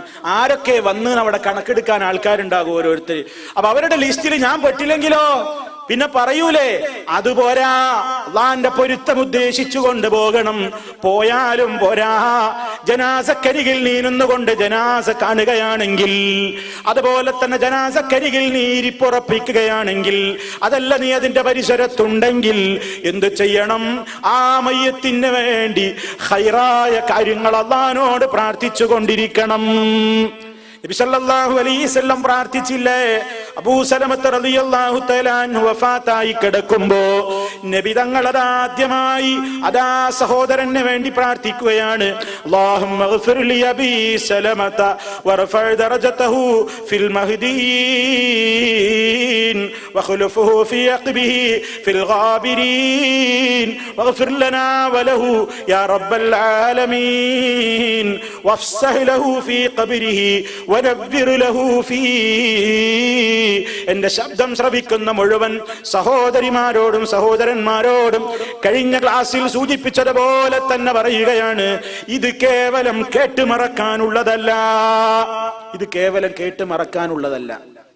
ജനാസ കാണാൻ പോകുമ്പോ, മരിച്ച വീട്ടിലേക്ക് പോകുമ്പോ ആ ജനാസക്ക് ഉപകാരമുള്ളത് എന്തെങ്കിലും ചെയ്യാൻ നമുക്ക് സാധിക്കണം. അതിന്റെ ഏറ്റവും പ്രധാനപ്പെട്ട ഒരു കാര്യമാണ് ആ ജനാസക്ക് വേണ്ടിയുള്ള പ്രാർത്ഥന. ജനാസക്കരികിൽ നിന്നുകൊണ്ട് നമ്മൾ അല്ലാഹുവോട് ദുആ ചെയ്യുമ്പോ നബി സല്ലല്ലാഹു അലൈഹി വസല്ലം പറഞ്ഞല്ലോ, ഇദാ ഹദർതുമുൽ മരീദ വിൽ മയ്യിത ഫഖൂലൂ ഖൈറാ. നിങ്ങൾ ജനാസക്കരികിലോ രോഗിയുടെ സമീപത്തോ നിങ്ങൾ ഹാജരായി കഴിഞ്ഞാൽ, ഒരു മയ്യത്തിന്റെ സമീപത്തോ അതല്ലെങ്കിൽ ഒരു രോഗിയുടെ സമീപത്തോ നിങ്ങൾ ഹാജരായി കഴിഞ്ഞാൽ നിങ്ങൾ എന്ത് ചെയ്യണേ? നിങ്ങൾ ഖൈറായ കാര്യം പറയണേ. കാരണം നിങ്ങൾ ചോദിക്കുന്ന കാര്യങ്ങൾക്കൊക്കെ ഫൈനൽ മലായികത യുഅമ്മിനൂന അലാ മാ തഖൂലൂൻ, നിങ്ങൾ ചോദിച്ചു കൊണ്ടിരിക്കുന്ന കാര്യങ്ങൾക്കൊക്കെ മലക്കുകൾ ആമീൻ പറയുന്നുണ്ട്. നമ്മൾ ദുആ ചെയ്യുമ്പോ ആമീൻ എന്ന് പറയാൻ നമ്മൾ കാണാത്ത അദൃശ്യ ശക്തികളുണ്ട്. അള്ളാഹുവിന്റെ മലക്കുകൾ ആമീൻ പറയുന്ന ഒരു സദസ്സാണത്. ഇതൊക്കെ അറിയാം. ജനാസ കാണാൻ പോയാൽ ആൾക്കാർ ഇങ്ങനെ നോക്കിയിട്ട് ഓ വലിയ സങ്കടം എന്നും പറഞ്ഞിട്ട് ഒരു മട്ടിൽ ഇങ്ങോട്ട് പോയിരുന്നു. അവരോട് അവന്റെ കർമ്മം കഴിഞ്ഞു. നിർത്തണ പരിപാടി നിർത്തണം. ഇനിയെങ്കിലും പ്രിയപ്പെട്ടവരെ, ആ സംസ്കാരം നിർത്തണം. ആ സ്വഭാവം മാറ്റിയെടുക്കണം. നിങ്ങൾ ജനാസക്കരികിലെത്തുമ്പോ ആ സഹോദരന് വേണ്ടി സഹോദരിക്ക് വേണ്ടി പ്രാർത്ഥിക്കണം. അതിനെന്താ വേണ്ടത്? ഇത് പഠിക്കണം. ഇത് പഠിക്കണം. അല്ലാഹുമ്മ ഗ്ഫിർ ലി അബീ സലമ, അബൂ സലമക്ക് പുറത്തു കൊടുക്കണേ എന്നല്ലേ നബി തങ്ങൾ ദുആ ചെയ്തത്.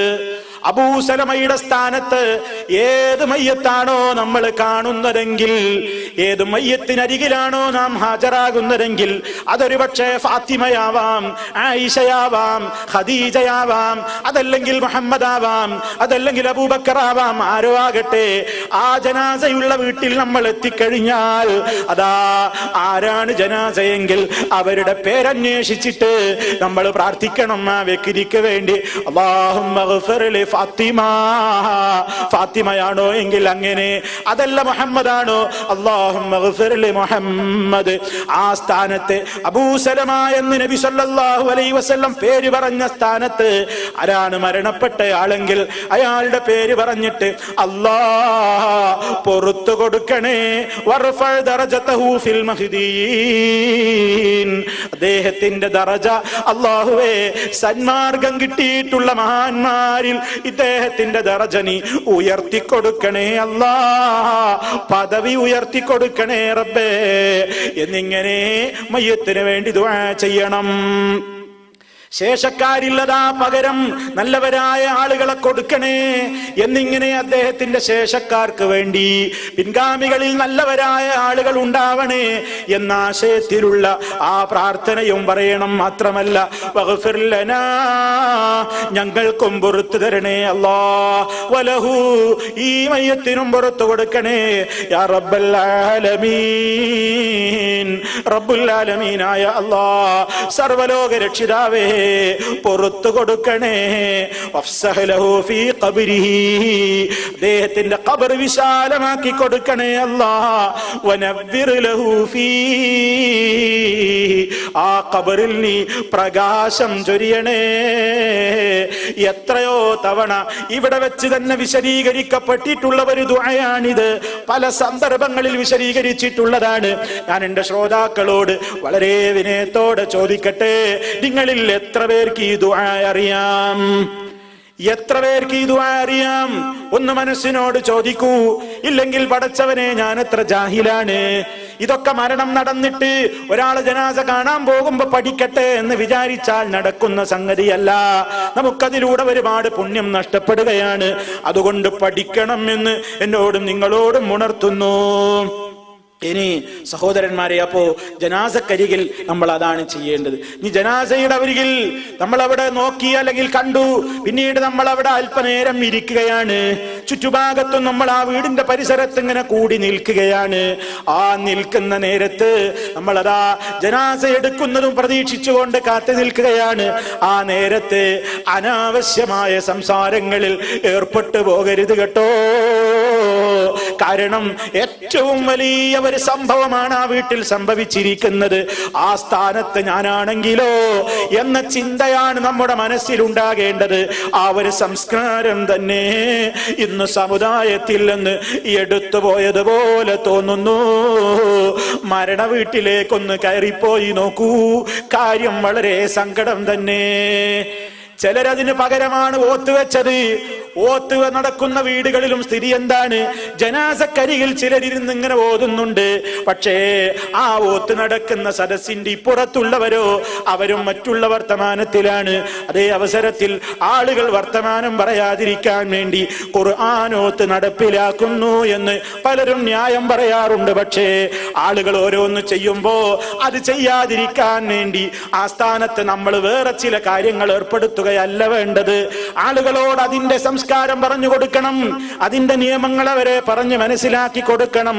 മരണത്തിന്റെ നേരം മരണം നടന്നു കഴിഞ്ഞാൽ ആ ജനാസക്കരികിൽ ഇരുന്നു കൊണ്ട് നിങ്ങൾ ഖുർആൻ ഓദിക്കോ എന്ന് നബി സല്ലല്ലാഹു അലൈഹി വസല്ലം പഠിപ്പിക്കുകയോ, അവിടുന്ന് ഹാജരായ ജനാസകളിൽ അവിടുന്ന് ഖുർആൻ ഓതുകയോ സഹാബിമാര് ഖുർആൻ ഓതുകയോ ചെയ്തതായി സ്വഹീഹായ നിലക്കുള്ള റിപ്പോർട്ടുകളിലൊന്നും നമുക്ക് കാണാൻ സാധ്യമല്ലെന്ന് പരിശോധിച്ചറിഞ്ഞ മുൻഗാമികളും പിൻഗാമികളുമായ പണ്ഡിതന്മാർ വ്യക്തമായി രേഖപ്പെടുത്തിയിട്ടുണ്ട്.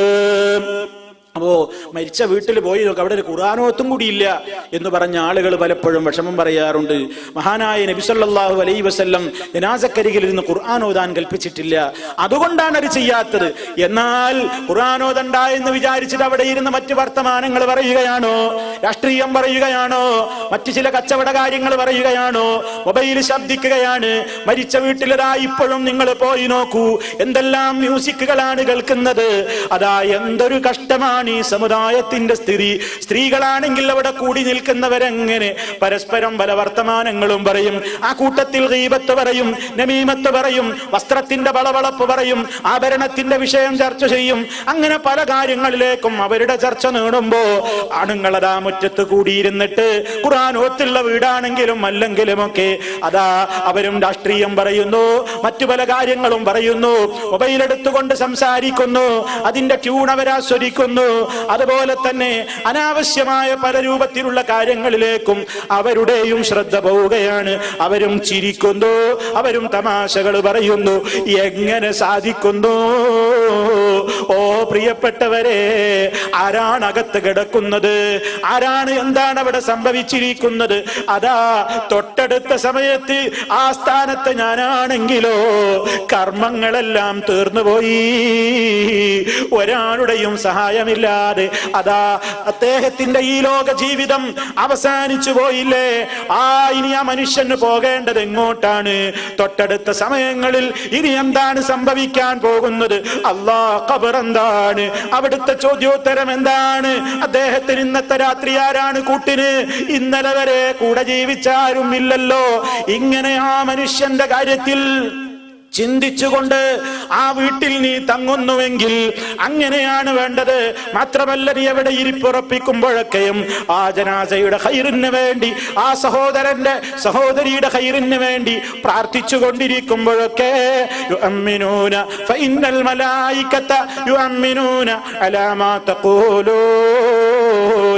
നിങ്ങൾ പറഞ്ഞുകൊണ്ടിരിക്കുന്നതിന് മുഴുവനും അല്ലാഹുവിന്റെ മലായികത്തുകൾ ആമീൻ പറഞ്ഞുകൊണ്ടിരിക്കുന്നു. എത്ര ദയനീയമാണ് സ്ഥിതി താങ്കൾ വിചാരിച്ച്. മരണം നടന്ന വീട്ടിൽ കയറി എന്താ അവിടുത്തെ വർത്താനവും ബഹളവും, അവിടുത്തെ കളിയും ചിരിയും. കുറച്ചു നേരം അള്ളാഹിന്റെ റസൂലിന്റെ കാലത്ത് സഹാബത്തൊന്നും അങ്ങനെ ആയിരുന്നില്ല. ഒരു മരണ വീട്ടിലേക്കാണ് കയറിച്ചു നോക്കിയ ആരാണ് ഇവിടെ മരണം നടന്ന ആളുടെ ബന്ധുക്കൾ എന്ന് പോലും തിരിച്ചറിഞ്ഞിരുന്നില്ല എന്നാണ്. എന്താ പറഞ്ഞതിന്റെ അർത്ഥം? എന്താ പറഞ്ഞതിന്റെ അർത്ഥം? മരണപ്പെട്ടയാളുടെ ബന്ധുക്കൾ ആരാന്ന് തിരിച്ചറിഞ്ഞിരുന്നില്ല. കാരണം എല്ലാവരുടെ മുഖത്തും ദുഃഖം ഘനീഭവിച്ച് തളം കെട്ടി നിൽക്കുന്നു. എല്ലാവരും മരണചിന്തയിൽ തന്നെ, എല്ലാവരും ദുഃഖത്തിൽ തന്നെ, എല്ലാവരും സങ്കടത്തിൽ തന്നെ. അവിടെ കളിച്ചിരികളില്ല, തമാശകളില്ല, ചിരിയില്ല, മറ്റു വർത്തമാനങ്ങളില്ല. മരണം അല്ലാഹ് കുല്ലു നഫ്സിൻ ദായിഖത്തുൽ മൗത്ത്, എല്ലാ ആത്മാവും മരണത്തെ രുചി നോക്കുക തന്നെ ചെയ്യുമല്ലോ എന്ന ബോധത്തോടെ സ്വഹാബത്ത് അങ്ങനെയാണ് സമീപിച്ചിട്ടുള്ളത്. ആ കാലം പോയി മറഞ്ഞു. ആ കാലം മരണം സഹോദരങ്ങളെ. ആ കാലത്തിലേക്ക് മടങ്ങണം നമ്മൾ. അതല്ലാതെ വർത്തമാനവും മറ്റു കാര്യങ്ങളൊക്കെ ഉണ്ടെങ്കിൽ ആ സ്ഥാനത്ത് ആളുകൾ വർത്താനം പറയാതിരിക്കാൻ ഖുർആനോത്ത് നടപ്പിലാക്കുക എന്ന് പറഞ്ഞാൽ, ഖുർആനോത്ത് എന്നുള്ളൊരു കാര്യം അവിടെ ആ സമയത്ത് നിർദ്ദേശിച്ചിട്ടില്ലാത്ത ഒരു കാര്യം അവിടെ നടക്കും, വർത്താനം വേറെയും നടക്കും. അതാണ് അവിടെ ഉണ്ടാകുക. മറിച്ച് ഈ സമൂഹം ബോധവാന്മാരാവുകയല്ലാതെ നിവൃത്തിയില്ല. നമ്മളാണ് മാറേണ്ടത്, മാറ്റം വരേണ്ടത് ഓരോരുത്തരിലുമാണ്. ഞാൻ പങ്കെടുക്കുന്ന ഒരു സ്ഥലത്ത് അങ്ങനെയേ ഉണ്ടാകാവൂ എന്ന് ഞാൻ ചിന്തിക്കണം. ഒരിക്കലും അവിടെ വെച്ച് പരസ്പരം മരണം നടന്നൊരു സ്ഥലത്ത് വെച്ച് ആളുകൾ പരിചയക്കാര് കണ്ടുമുട്ടിയാൽ പോലും, വളരെ കാലമായിട്ട് കണ്ടിട്ടില്ലാത്ത ഒരു പരിചയക്കാരനെ കണ്ടുമുട്ടിയാൽ പോലും മുൻഗാമികളുടെ ചരിത്രത്തിൽ നമുക്ക് കാണാം, അവരെന്തേ പറയൂ, സലാം പറഞ്ഞുകൊണ്ട് വിഷയം അവിടെ തീർക്കും. വേറെ പരിചയവും വർത്താനം എന്തൊക്കെ വർത്താനം എന്ന് പോലും ചോദിക്കൂല. സലാം പറഞ്ഞിട്ട് അവിടെ നിർത്തും. അതൊക്കെ പിന്നെ പറയാ. ഇപ്പൊ അതിന്റെ നേരല്ല. വളരെ ഗുരുതരമായ ഒരു സംഭവമാണ് ഇവിടെ. എന്റെ പരലോകം, എന്റെ മരണം ഒക്കെ ഞാൻ ചിന്തിക്കേണ്ട വീടാണിത്, അവസരമാണിത് എന്ന നിലക്ക് ചിന്തിക്കുകയും അതിനെപ്പറ്റി ആലോചിക്കുകയും ഒക്കെയാണ് ചെയ്യേണ്ടത് എന്നാണ്. അതുപോലെ തന്നെ പ്രിയപ്പെട്ടവരെ, നമ്മൾ മനസ്സിലാക്കേണ്ട മറ്റൊരു കാര്യമുണ്ട്. എത്രയും വേഗം ജനാസ എടുക്കുകയാണ് വേണ്ടത്. ജനാസ എത്രയും വേഗം മറവ് ചെയ്യണം. ജനാസ മറവ് ചെയ്യാതെ എത്രയോ സമയം ഇങ്ങനെ കാത്തു നിൽക്കുന്ന സമ്പ്രദായമുണ്ട്. പല ആളുകളും എന്തു ചെയ്യും? എനിക്ക് കാണണം എന്ന് ഇവിടുന്ന് വിളിച്ചു പറയും, എനിക്ക് കണ്ടേ പറ്റൂ. അപ്പോൾ പിന്നെ ആ ബന്ധുക്കൾ കുഴങ്ങി. മകനല്ലേ വിളിച്ചു പറയുന്നത്, മകളല്ലേ വിളിച്ചു പറയുന്നത്, അതല്ലെങ്കിൽ ഭർത്താവല്ലേ പറയുന്നത്, അതല്ലെങ്കിൽ ബാപ്പയല്ലേ പറയുന്നത് എന്ന നിലക്ക് പിന്നെ ആ ബന്ധുക്കളതാ ദിവസങ്ങളോളം കാത്തു നിൽക്കുകയാണ്. അത് പാടില്ല പ്രിയപ്പെട്ടവരെ. എത്രയും വേഗം ജനാസ കൊണ്ടുപോയി മറവ് ചെയ്യുകയാണ് വേണ്ടത്. അതിന്റെ ഏറ്റവും വലിയ പുണ്യം എന്താണ്? നിങ്ങൾ ചിന്തിച്ചു നോക്കൂ. നബി സല്ലല്ലാഹു അലൈഹി വസല്ലം പറഞ്ഞത്, മുഅ്മിനായ മയ്യത്താണെങ്കിൽ, മുഅ്മിനത്തായ മയ്യത്താണെങ്കിൽ അല്ലാഹു ഒരുക്കി വെച്ചിട്ടുള്ള സ്വർഗീയ ആനന്ദങ്ങളിലേക്ക് എത്രയും വേഗം കൊണ്ടുപോകണേ. അതല്ല മോശപ്പെട്ട ഒരു മയ്യത്താണെങ്കിൽ ആ ശല്യം നിങ്ങളുടെ പെരടിയിൽ നിന്ന് വേഗം ഒഴിവാക്കൂ, ഒഴിവായി കിട്ടുമല്ലോ എന്ന അർത്ഥത്തിൽ മഹാനായ നബി സല്ലല്ലാഹു അലൈഹി വസല്ലം സംസാരിച്ചിട്ടുണ്ട്. അതുകൊണ്ട് നമുക്ക് മരണപ്പെട്ടയാളോട് സ്നേഹം ഉണ്ടെങ്കിൽ നമ്മൾ ചെയ്യേണ്ടത് എന്താണ്? ഞാൻ വരോളം കാത്തിക്കണം എന്ന് പറയല്ല, ഉടനെ മറവ് ചെയ്തോളൂ. അതാണ് ഹബീബായ നബി സല്ലല്ലാഹു അലൈഹി വസല്ലം പഠിപ്പിച്ചത്. വേഗം മറവ് ചെയ്യാൻ പറയാ. അതിന് വേണ്ട ഏർപ്പാടുകളൊക്കെ എത്രയും വേഗം മറവ് ചെയ്യാൻ. എന്നാൽ അത്യാവശ്യം മരണം നടന്ന ഏതാനും മണിക്കൂറുകൾ ആളുകൾക്ക്, ബന്ധപ്പെട്ട നാട്ടിലുള്ള ആളുകൾക്കൊക്കെ, പരമാവധി ആളുകൾക്ക് ജനാസയിൽ പങ്കെടുക്കാനും നമസ്കാരത്തിനും ഒക്കെ സൗകര്യം ലഭിക്കുന്ന നിലക്ക് ഏതാനും മണിക്കൂറുകൾ നീട്ടിവെക്കുന്നത് നല്ലതാണ്, ഒരു തെറ്റല്ല. അതേ അവസരത്തിൽ രാവിലെ മരണം നടന്നിട്ടുണ്ടാവും, നാളെ രാവിലെയും കഴിഞ്ഞാൽ നാളെ രാവിലത്തെ ഫ്ലൈറ്റിന് ആ മകൻ എത്തുക എന്ന് അറിയിച്ചിരിക്കുന്നു. അത് ഒരുപക്ഷെ 2 മണിക്കൂർ ഡിലേ ആയി, അല്ലെങ്കിൽ വേറൊരു സ്ഥലത്തായി. ഇനി ഒരൊറ്റ 2 മണിക്കൂർ ഡിലേ എന്ന് പറഞ്ഞാൽ രാവിലെ 6 മണിക്ക് ഇറങ്ങേണ്ട ഫ്ലൈറ്റ് ആണ് 8 മണിക്ക് എത്തുള്ളൂ എന്ന് പറഞ്ഞാൽ പരസ്പരം പിന്നെ ആളുകൾ മുഖത്തോട് മുഖം നോക്കിയിട്ട് പറയും, ഏതായാലും നമ്മൾ കാത്തില്ലേ, 2 മണിക്കൂറും കൂടി ഞാൻ വൈകിക്കോട്ടെ എന്ന് പറയും. പിന്നെ ഇയാൾ നാട്ടിലുള്ള ബ്ലോക്ക് ഒക്കെ കഴിഞ്ഞ് അങ്ങോട്ട് എത്തുമ്പോഴേക്ക് സമയം എത്രയായി? എന്തിനാണ് ഈ മഹാപാതകം ചെയ്യുന്നത്? എന്തിനാണ് ഈ കാര്യം ചെയ്യുന്നത്? ഒരു നോക്കൊന്ന് കണ്ടതുകൊണ്ട് ആ മയ്യത്തിന് എന്ത് ഗുണമാണ് കിട്ടേണ്ടത്?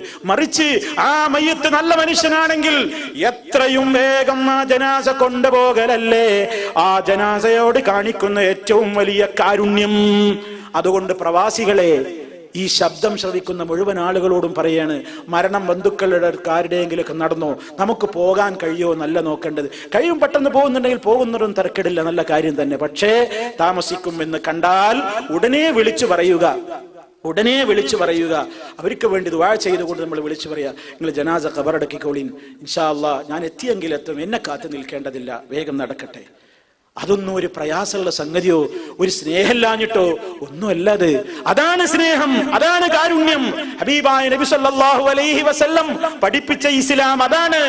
നമ്മൾ മനസ്സിലാക്കിയിരിക്കണം. ഇതിങ്ങനെ കാത്തിരിക്കണം. എന്നിട്ട് ആളുകൾ ഇങ്ങനെ, എന്നിട്ട് ഈ മകനെ കാത്തിരുന്നു. ഒരു മകന്റെ ജനാസ നിസ്കാരത്തെക്കാൾ ആയിരങ്ങളുടെ നിസ്കാരം അവിടെ മുടക്കപ്പെടുകയാണ്. ഇയാളെ കാത്തുനിന്നു. വരുന്നത് എപ്പോഴാണ്? മകൻ എത്തുന്നത് എപ്പോഴാണ്? രാത്രി 12 മണി, 1 മണിയാകും. 1 മണിക്ക് ജനാസ എടുക്കൂന്ന് പറഞ്ഞാൽ പകലൊക്കെ ആളുകൾ ഇങ്ങനെ വന്നു നോക്കിയിട്ട് ചോദിക്കും, എപ്പോഴാ ജനാസ എടുക്കുന്നത്? മകൻ രാത്രി 12, 1 മണി എന്നാ പറയുന്നത്, അതുകൊണ്ട് അപ്പോഴേ എടുക്കാൻ പറ്റുള്ളൂ. അതെ, എന്നാ പിന്നെ ഒന്നും പറയൊന്നുമില്ല. അവർ കണ്ടിട്ട് വരാൻ പോകും. എല്ലാവരും അവരവരുടെ വീടുകളിലേക്ക് പോകും. പിന്നെ ആ മരണം നടന്ന വീട്ടിൽ ജനാസ കൊണ്ടുപോകുമ്പോ അതിന്റെ പിന്നാലെ പോകാൻ ആയിരങ്ങൾ സന്ദർശിച്ച വീടാണെങ്കിൽ പോലും 100-ഓ 100-ൽ താഴെയോ ബന്ധുക്കളെ കിട്ടുകയുള്ളൂ. നിസ്കാരം നടത്താനും അത്രയേ ആളുകളെ കിട്ടൂ. ഈ പണി നമ്മൾ ചെയ്യണോ പ്രിയപ്പെട്ടവരെ? നന്നായി ആലോചിക്കണേ എന്ന് സാന്ദർഭികമായിട്ട് എന്റെ സഹോദരങ്ങളോട് ഉണർത്തുന്നു. നമുക്ക് വേണ്ടത് എന്താ? അദ്ദേഹത്തിന് വേണ്ടി നിസ്കരിക്കാൻ ഒരുപാട് ആളുകളെ കിട്ടണം, ഒരുപാട് ആളുകളുടെ ദുആ എത്തട്ടെ, ഒരുപാട് ആളുകളുടെ പ്രാർത്ഥന കിട്ടട്ടെ. അതല്ലേ വേണ്ടത്? എനിക്കൊരു നോക്ക് കാണലാണോ വലുത്? അതോ എന്റെ പ്രിയപ്പെട്ടവരുടെ ആത്മാവിന്റെ ശാന്തിക്ക് വേണ്ടി ആയിരങ്ങൾ നിസ്കരിക്കലാണോ എനിക്ക് വേണ്ടത്? ഇതൊക്കെയാ ചിന്തിക്കേണ്ടത്. അതാണ് ബുദ്ധി. അതിനെപ്പറ്റിയാണ് ആലോചിക്കേണ്ടത്. അതിലാണ് നന്മയുള്ളത്, അതിലാണ് ഖൈറുള്ളത്. പ്രിയപ്പെട്ടവരെ, പറയുന്നവര് പലതും പറഞ്ഞേക്കും. അത് അവഗണിക്കുക. നമുക്ക് സ്നേഹം, നമുക്ക് കടപ്പാട് ഹബീബായ റസൂലുള്ളാഹി സ്വല്ലല്ലാഹു അലൈഹി വസല്ലമിനോടാണ് എന്ന് മനസ്സിലാക്കുക.